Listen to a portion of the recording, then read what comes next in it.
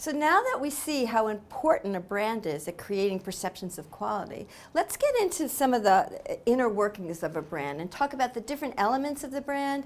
And let's start with, how do you choose a brand name? But first, let me define what the different elements are. So there's a variety of brand elements that can be chosen. You can use some, not use others. And they will totally identify or enhance the brand awareness. And if you choose them right, they can help facilitate the formation of strong, favorable, and unique brand associations. And so the things we'll talk about are the brand name, which is the first one, the anchor, different brand logos, symbols, brand characters, packaging, brand slogans, and brand colors. When you're looking at all of these brand elements, you got to ask a couple of questions. First of all, you have to make sure all the brand elements work together to create a unique identity for the product and service. So make sure that everything you've chosen is of one thought, one belief, and work together in unison. And the second thing to think about is, if people see the brand elements or whatever you do create for that brand identity independent of the product, what would people think of just that brand label? And so think about those kinds of things in general as we discuss some of the more tactical issues of choosing these different brand elements. And when we consider each of the different ones, and I'll go over all of them in various detail, not some of them are more obvious or more, you can figure them out for yourself more easily than others. But when you think about all of them, you should think about these criteria for choosing a good one. The first thing, when you think about choosing different brand elements, you really want them to be memorable. You want people to be able to recognize it very easily, and you want them to remember what they've seen. The other thing you want to have happen when you choose these elements is that they're meaningful. And they can be meaningful in two different ways. One, in a descriptive way, which is how do they describe the attributes of the product or the benefit of the product or the customer segment. And the other thing that we're looking at is, remember, this brand label is forming a perception. So you also want these brand elements to work together to persuade the customer of something, usually of something positive.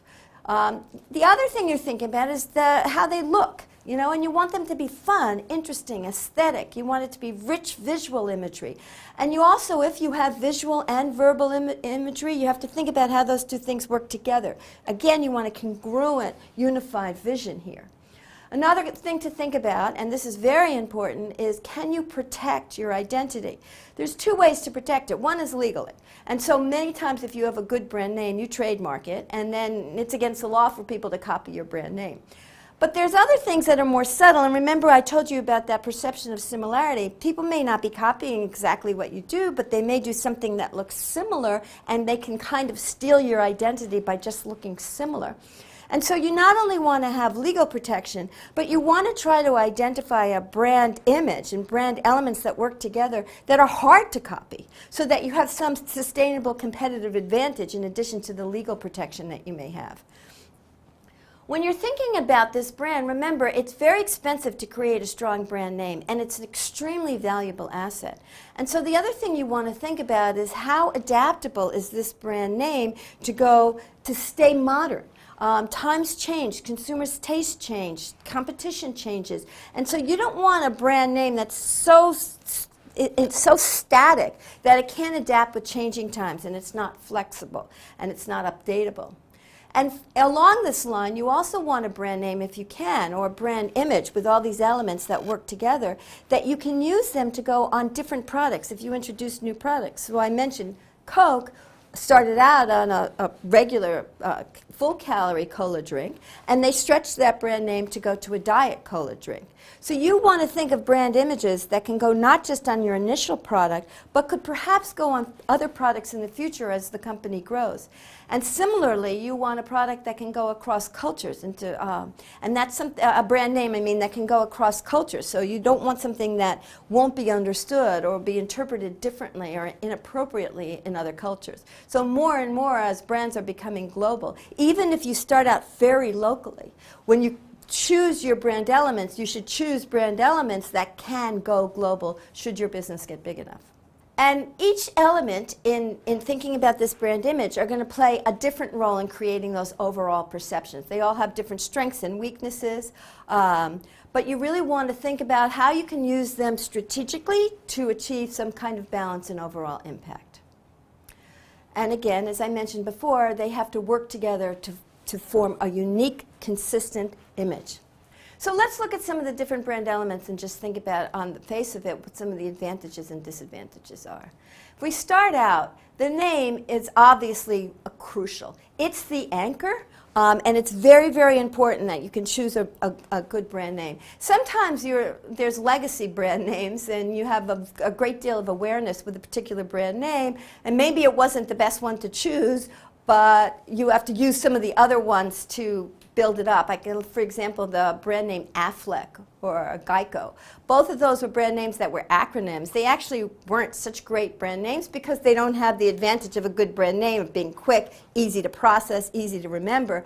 And in both of those cases, the marketers used other elements to help with the brand name. So Aflac came up with the duck image, and Geico came up with the gecko image, so that you could kind of remember those brand names better. But if you can choose it in the beginning, it's better to choose one that's easy to process and recall. Because the disadvantage of a brand name is once you bring up that or develop that brand awareness and people really understand what it is, it's pretty difficult and expensive to change. It's not impossible, but a lot of the whole brand imagery is really anchored on the name. So the name, and I'm going to spend some time thinking about that going forward, is extremely important to think about. Once you have a brand name, then you can start thinking about logos and symbols like the Nike swoosh or McDonald's arches. These are attention-getting. They can be emotional. They can reinforce any of your brand identity. But again, symbols and logos can get out of date. They can be ambiguous. They can be interpreted differently across cultures. So you, again, just have to think about how those work. Not all brands have a character, but a character, if you do have one, can be very quick, very attention-getting. Think about what happens if you see Mickey Mouse on something. I mean, that's a world-famous character, recognized everywhere, and people understand it's fun, it's kids, it's exciting. And so characters can work very well, but they can get outdated, or they can be culturally bound. And certainly not all brands have a character. A slogan and a jingle, if it's done well, gives you a few more words and can give you music to add to the brand element, so it can be used to convey meaning. Nike's Just Do It is an extremely strong slogan that adds to the Nike brand name. But again, sometimes it's difficult to translate. Sometimes if you do jingles, musical tastes are different and not everybody likes it. Some people think some of these jingles are annoying. So there's advantages and disadvantages. Packaging also is extremely advantageous, and I'm going to show you some examples of brands that were built on their package design. And we go back to this notion of perceptions. There's a lot of research that shows, and I'm going to talk about that people form perceptions of the quality of the product not by the product itself, but by the package it's in. So this has a very, very strong effect on creating perceptions. The difficulty with packaging is many times you don't control how it ultimately reaches the consumer. So the manufacturer builds a product in a package, but then it's the channel or the retailer that delivers that package to the consumer. So for example, if you want the package oriented in a certain way, like front on, it may not appear that way on the shelf. Or if it's supposed to be refrigerated, it may not be at the right temperature, etc. So the problem with packaging is that there's these channel issues. But all of these elements have advantages and disadvantages. As you choose them strategically, they can work very well to create a very strong brand image. Let's look specifically at this notion of brand names. Now, the brand name is extremely important for many, many audiences. Obviously, and what we've been focusing on here, it matters to consumers and customers. And it can, as I mentioned before, seriously affect the likelihood of purchase. It also affects people who work for you, for employees. So that you really want to do branding externally to your market, but internally to your employee base too. People can be very proud of the company they work for. And the reputation and brand name of the brand may make it easier or harder to hire people, to retain people, and may affect their morale and productivity. It also, the brand name affects growth opportunities. Like I mentioned, if the brand name is not adaptable and not transferable, it may be difficult for the firm to go into new markets or to go into different products. And so it affects the growth potential of the firm. And it affects investors. So just investors are people too, and they can be very much affected without even realizing it by the brand name and using the value of the brand name to infer make inferences about the merits and strength of the firm as an investment opportunity. So the brand name matters a lot in lots of different ways. So what are the different types of brand names? There's lots of examples, and I'll just go through this kind of quickly. We can look at this chart here. You know, there's a descriptive brand name where it just basically describes the product or service. Lean Cuisine is like that. It's about non-fattening food. You know exactly what the product is by the brand name. There can be brand names that are metaphors that represent some kind of symbolism, like Nissan's Infiniti. A lot of the legacy brand names are based on people's names. So Ford or Ralph Lauren, those are real people, and the brand name was chosen because it's based on a particular person. Sometimes there's brand names where the word means something, but it's not really clear how it applies to the product. Apple's a great example of that kind of. Or Camel. What are those? Those are brand names. You know what the words mean, and now certainly they're very famous brand names, so you understand what they are. But they really don't have any direct connection with the product. Then there can be brand names that are altered. They kind of sound like they're a real word, but actually they're not. Like Lucent or Spotify. You kind of have a sense what those brands mean, and you think you know what those words are, but they're not real. Or you can have a new word that's created by blending together two other words. Facebook is a great example of that. That's not a real word, but you know what it is, a book of faces. And then, of course, there can be invented words that are not at all real, and you have no idea what it means, and you can't even guess, like something like Exxon. Let me give you just 3 examples of some modern brand names that follow all of these things. And you can see these brand names were extremely strong choices, and they worked very, very well, and they're all very different. So I'll start with Richard Branson's Virgin. He explains that the origin of that brand name was when he was 15. He was sitting in a room with other 15-year-olds, and they were trying to think of a name for a record company. And a couple of the girls said, well, we're all virgins here. And somehow or another, that name just seemed to spark interest. And they said, well, if we started a record company, we'd be virgins in that business, so let's use that name. And apparently that's how that name was chosen. He mentioned that at the time it was considered a pretty risky brand name, and it was hard to register for a while. But now it's become an extraordinarily strong brand name, and it's a funness to it that actually works really well with a lot of his products and markets. Priceline's a different type of brand name. That's a brand name that's quite descriptive. You know, if you know what that business is, you know it's absolutely about establishing a line of prices. It's quite clear what it means and has been very useful in that way, in a different way than Virgin. And finally, Google, which you know has now become a verb, people Google things, it's interesting that brand name was chosen by mistake. They meant it to be the word Google, which is not spelled the way the brand is spelled, and that's a very, very large number. It's 1 with 100 zeros after. So this was a mistake. They meant to spell it right, and they didn't. Google's a very, very interesting brand name from a marketing point of view, because one of the things that we argue is extremely important in brand names is consistency. And Google has met, because it is so well known and people identify it in just little pieces of the brand name. They identify the colors, they identify the typeface, that Google plays around, as I've shown you on this screen, where they'll show you its trademark differently every time you see it. Whenever you go to the browser, you'll see a different version of the brand name. That's a sign of an extraordinarily strong brand name that has very, very high brand awareness, that you can see it even when it's not exactly the same every single time. But these are all fairly new brand names that have been very, very successful. When you look at new startups now, a lot of the trend in the new startups, and there was a recent Wall Street Journal article about this, the new startups are making up brand names. And so a lot of the new businesses come up with brand names that are just these invented words like Miblio or Kaggle or Showdog or Zarly. You don't even know how to pronounce some of these words. Why is that happening? Part of the reason is, in today's world, when you have a brand new business, you need a website right away. And most of the recognizable URLs have already been taken. And so one of the ways to get a URL that's uniquely identified with your business is to invent a new word. Then you're going to have to use the other elements of the brand mix to try to give some kind of identity to this brand name. Let me talk about an interesting thing that happened with brand names somewhat recently. The Gap brand name, a few years ago now, I'm not sure exactly when, but Gap wasn't doing very well with their same-store sales. Revenues were down. They really needed to do something to turn the business around. And one of the things they were trying to do to modernize it was to change the trademark or change the brand logo. So the original brand logo, as shown on the screen, is a blue square with the word Gap in white on that blue square.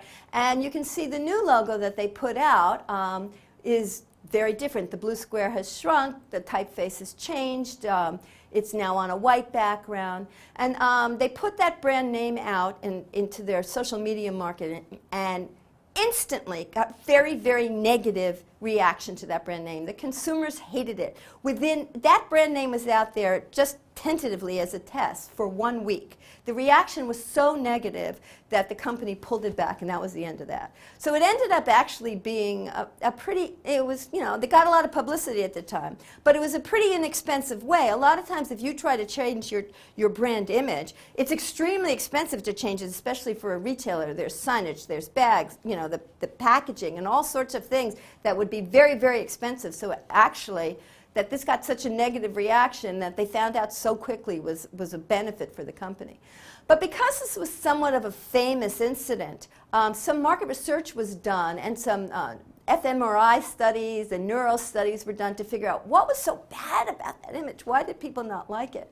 And there's a couple things that they identified that when I show you, you can see make sense. One of them is if you have visual and verbal things in conflict with each other, people read the visual first. And so where that blue box is behind the P, it actually kind of blocks out the P. And you can see a hole in the P. And the P is not as strong because you're attracted first to the vision. So that weakened the whole idea of the brand there because the P was kind of weakened because of the visual block on it. The other thing that's different between the two logos is that instead of being all caps, which is in the original one, now this is an initial cap and then smaller letters. And what that ended up doing was making people think of it as a word rather than a brand name. And if you think about it, the word Gap, that means a hole. That's, that's not so positive. So when we're looking at these things in hindsight, you can kind of see why that wasn't a good choice. And people just didn't have a very strong emotional reaction to it also. There were negative emotions to it that were kind of more on a visceral level. And what I'm explaining here is, more thoughtful. And the last thing I want to mention in thinking about brand names is a lot of people now, you've got to think about global business, and a lot of the future business is in China. And that's tricky to think about how your brand names might translate into Chinese. And there's a number of issues there, a number of different ways to do it. One way is to keep your brand name in the English or the French letters or the English letters or the non-Chinese letters. Some of the luxury brands do that. So Chanel or LV, Louis Vuitton will do those kinds of things. They keep them in their native language. But other brands try to change their brand name into Chinese. And this is tricky because you can do it, Coca-Cola, for example. What does Coca-Cola mean? How do you translate that?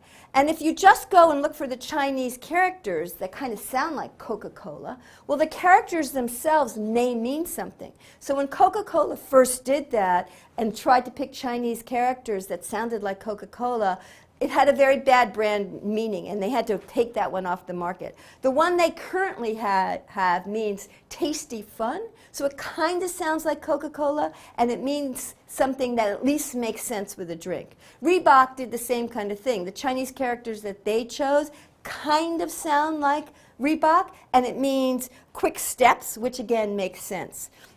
Colgate did something different. Colgate picked Chinese characters that they thought was consistent with their brand image, which meant superior cleanliness. And then the Chinese characters, if you said them, didn't sound very much like the word Colgate. And Cadillac did it the opposite way. They took Chinese characters that sounded like Cadillac, but they didn't mean anything in Chinese. So when you're translating to a very, very different language, and an important language like China because of the size of the market, there are some big issues, and there are a lot of agencies now that are developing to help you choose a name that will make sense in China.